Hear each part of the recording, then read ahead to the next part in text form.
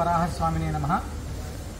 రైతే రాజు అనేటువంటి నినాదంతో భద్రాద్రి దివ్యక్షేత్రంలో శ్రీనృసింహ సేవావాహిని ఆధ్వర్యంలో గోవింద కల్పవృక్ష నారసింహ సాలగ్రామ ఆశ్రమంలో జూన్ 21వ తారీఖు అత్యంత విశేషంగా రైతులు బాగుండాలి, రైతు కుటుంబాలు బాగుండాలి అనేటువంటి సంకల్పంతో ఏరువాక పౌర్ణమి సందర్భంగా మనం భద్రాద్రి దివ్యక్షేత్రంలో ఆనాడు అత్యంత విశేషమైనటువంటి భూవరాజ స్వామివారికి సంబంధించినటువంటి మూలమంత్ర హోమం, అదేవిధంగా భూసూక్తంతో విశేషమైనటువంటి హోమాన్ని నిర్వహించడం జరుగుతుంది.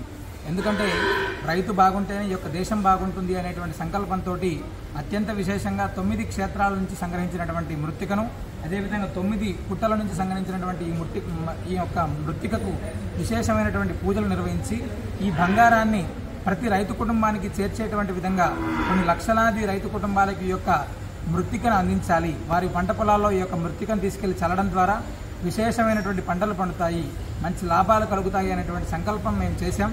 మీరు కూడా ఈ యొక్క విషయాన్ని ప్రతి ఒక్క రైతు కుటుంబానికి చేర్చేటువంటి విధంగా సామాజిక మాధ్యమాల ద్వారా ప్రతి ఒక్కరం కూడా కనీసం ఒక రైతు కుటుంబానికి ఈ యొక్క మెసేజ్ని అందరికీ పంపితే చాలామంది రైతు కుటుంబాలు బాగుంటాయి. ఒక్క రైతు కుటుంబం బాగుపడినా కూడా ఆ యొక్క పుణ్యం మన ఖాతాలోకి వస్తుంది. కాబట్టి ప్రతి ఒక్కరం కూడా ఈ మహాయజ్ఞంలో ప్రతి ఒక్క రైతు కుటుంబం పాల్గొనేటువంటి విధంగా మనందరం కూడా సహాయ సహకారాలు అందిద్దాం. రైతులు బాగుంటేనే ఈ యొక్క దేశం బాగుంటుంది. రైతులు బాగుంటేనే మనం తినేటువంటి ఆహారం స్వచ్ఛందంగా మంచిగా చాలా అద్భుతంగా ఉంటుంది. ఎందుకంటే అవన్నీ కూడా పూర్తిగా కల్తీలు అయిపోయి ఇబ్బంది పడుతున్నటువంటి ప్రస్తుత తరుణం మనం చూస్తున్నాం.